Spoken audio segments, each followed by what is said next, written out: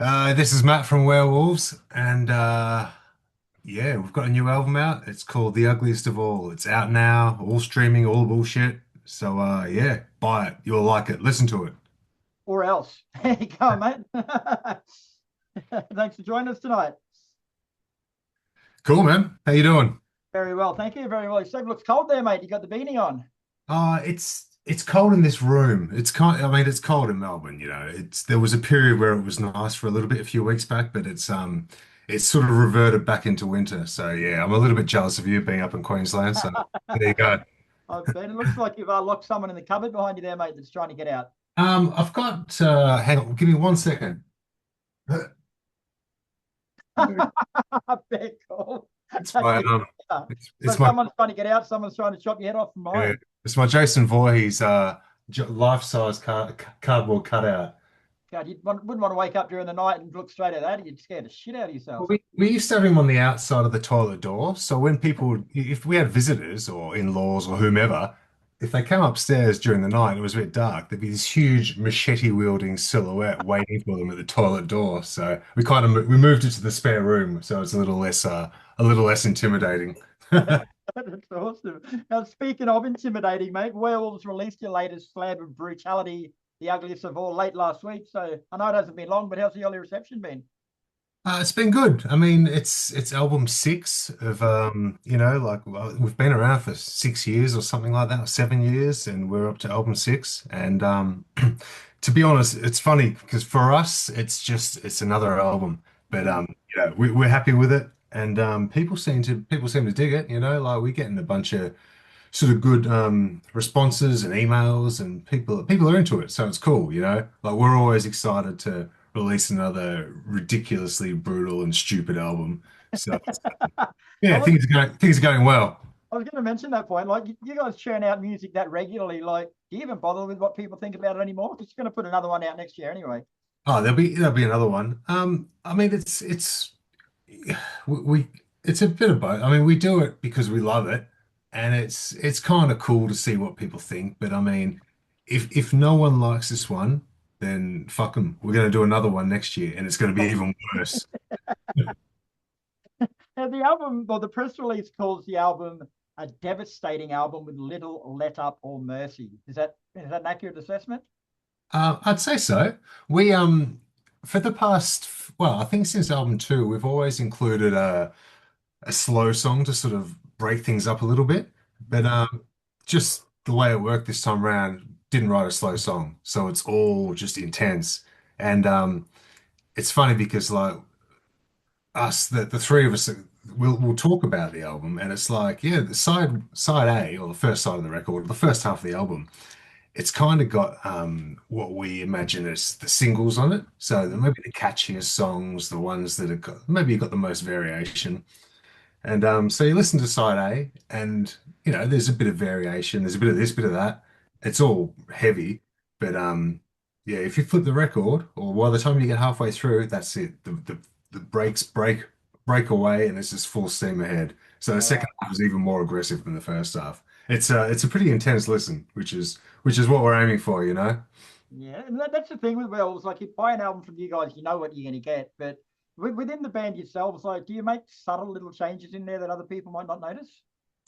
I think we're probably just getting a little bit better at the Werewolves songwriting sort of scope. Like there's album one was a bit of an experiment. It just happened. And then from that we probably subconsciously realized a few things that work and that don't work. So I imagine that we probably individually we play to our strengths, and there's a bit more sort of maybe mosh pit groove in some of it, even though it's just intense and it's all horrible and nasty. There's probably a few more maybe hooks in it as we go. We probably just improve as songwriters for the band. But yeah, it's like there ain't gonna be no acoustic guitars, there ain't gonna be no keyboards, not gonna be a lead guitar. It's just noise. It's gonna be 10 albums of fucking noise, and that's it. Who would want anything else? Now, you touched on it before and again then, but you'd started, you promised 10 albums in 10 years thing. Like, this is album number 6, so you're on the downward slope now. Like, now you're halfway through it, or more than halfway through it. Did you crack a beer to celebrate? Not really. Dave was in the studio 2 weeks ago starting the drums for album 7. So Wow.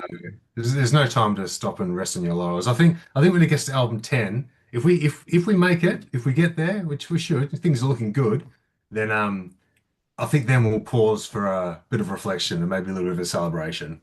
Do you reckon after that all you'll make a best of from those 10 albums and just the best of 10 years? That'd be cool. Um, I reckon if we're still with the same label or whatever happens, I've got a feeling that at 10 they might whoever we're with is probably going to do something a little bit special. I mean, Mm. that's just wishful thinking. I mean, we've got a box set so far for the first first 4 albums with the extra EP. So I like to think that when it gets to number 10, maybe someone will flip the bill for a ten vinyl box set, something or other. Cool. That'd But be cool. that's a lot of money though, so we'll see what happens. Well, you got four albums to find someone with money.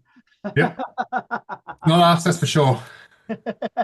Now, I'm not sure how well you thought it through before announcing the plan for 10 albums in 10 years, but is it harder than you thought it'd be to sort of maintain that creativity and output while still maintaining your high standard of music? Um, I it, the last album, I mean, so we've written album number 7, and maybe a little bit. Like it's probably a bit trickier, and that's the only reason I say that is it's probably a little bit harder to sort of not repeat some of the ideas and Yeah. riffs and things that we've done before. I mean, it's all the same. It's all noise and it's all blasting and it's all fast. But yeah, it's probably a little bit trickier. But I mean, if AC/DC can do however many albums they've done with 3 or 4 chords, then surely we can sort of, we can get to 10 albums. So we'll see what happens. Now, we sort of touched on this a little bit too, but the more recent albums that had flashiness, soft catchiness, like with the hooks, like you say, and a bit of levity, but with the ugliest of all, it's all darkness, hate, and vicious. Like, is that a sign of what's to come for the remainder of the 10 album series, or are you still going to change up?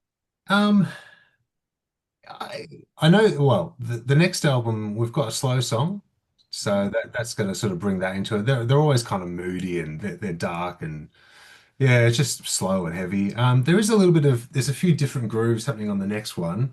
So I guess it all just depends how it pans out. Like, I'll generally I'll write an album or, I'll write 9 songs and I'll give them to Dave and he'll do the drums and then we'll give it to Sam and he'll do the vocals. And we don't really have much to do with what we're each, perhaps that like Dave might say to me, he'll hear the demos and he'll say, oh, maybe make this one a bit quicker or maybe slow that bit down a bit, whatever. It's all pretty minimal. But yeah, I know that there's a few sort of different grooves in the next one, but I guess it depends how we feel. I mean, I know Sam's lyrics stem from what's going on in the world, what's going on social media, and just the news and all the rest of it. Yeah, So like more than 10 albums in 10 years on that shit. yeah, given how horrific things are, like in the current time, that's probably no coincidence that this album, The Ugliest of All, has turned out so horrific. It's got such a wide variety of bullshit to complain about and get angry about. So depends Yeah. what happens. Like if something it depends what's going on in the world as to how the vocals will turn out, I guess. But Yeah. he's always got a plethora of shit to talk about. So Nice. Now, I didn't actually know this until I read the press release, but you got a tradition of putting a song on each album that rips into your fans. Like, what's the story behind that? well, I think we're quite good at taking the piss out of each other Mm. and what we're doing as a whole. So I'm sure he is taking the piss out of the fans, but at the same time, like I'm the biggest fucking heavy metal fan there is. So without a doubt, we're taking the piss out of ourselves equally Yeah. as much as anyone else that we may or may not be taking the piss out of. Has anyone taken it the wrong way? Though anyone come up to you to shows and go, "You shouldn't be talking about us like that." Uh, not yet, but there's Yeah. still time. Still 4 albums to go. Yeah. Oh shit! All right. So once more, you've enlisted Mitchell Notley for the album cover art, and he's outdone himself, man. Like it could easily be the visual accompaniment to the speech that Bricktop gave in Snatch about getting rid of bodies. Yep, that's right. That's exactly right. Is that what it's supposed to be? Well, we sort of let him we hand the reins over to him. So we'll generally give him when we're getting close to having an album done, we usually send him the lyrics and let him and Sam may or may not have a theme that is based that loosely based around the album. And they'll converse and he'll read what he wants into the lyrics as well. Like he might come up with ideas based on what he's reading. And he'll send over maybe five or six really quite rough sketches. And from that, we'll look at them and go, this one's got a vibe, and they'll be very, very basic. They could just be like the figure of a person and a bit of whatever. It's all pretty very very basic. But yeah, so he sent through this album's selection of things, and we could see that it was pigs at a trough full of blood and gore eating a person. And it's like, that's the one, that Yeah. one. No argument. That's what it is. Work on that one. So he developed it. And each time he sends through a rough sketch of it, it's gotten better and it's more horrible than it was before. And He's then got an evil eventually you just, imagination, eh? Evil yeah, imagination. I love it. get to a point you look at it and you feel kind of sick. And it's like, yep, that's it, done. That's exactly. Go sicker. Yeah. You hit the road early next year for a few shows with Abath, Doom Occult, and Bastardized. So like, that's not going to be for the faint-hearted at runner shows. It's going to be amazing. I can't Mm. wait. So excited.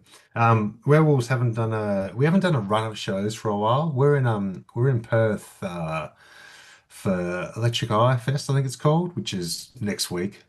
Um, and that's going to be great because we've not been to Perth either. So yeah, we've played the odd show over the last 12 months, but it's going to be cool to play with Abath and also.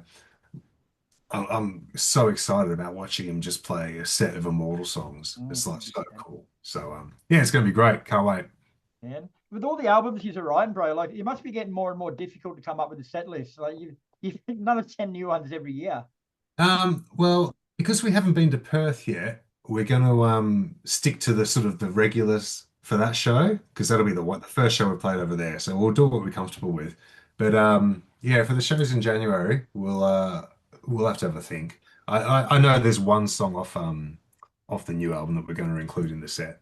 So we'll see how it all goes. See how long the set is and what we feel like doing. Yeah, nice. And what do you got planned between now? Like I say, that tour's in January. So what do you got between now and then? Any gigs or just bunkering down? Um, so the three of us in Werewolves also do a band called Faustian, and it's basically just our black metal outlet. So we're in the midst of finalizing the mix of our second album, so that's cool. And as far as werewolves go, I think I'll probably just start recording the next one soon. We've only got the gig in November and the shows in January at the moment booked. So we'll use all this spare time just to get the next werewolves album done and dusted. Nice. All right, bro. Well, the ugliest of all is out now, and if you want your mind blown off and melted, have a listen to it. She's a cracker, bro. But otherwise, I'll see you at one of these shows in Brisbane early next year. Nice. Cool, man.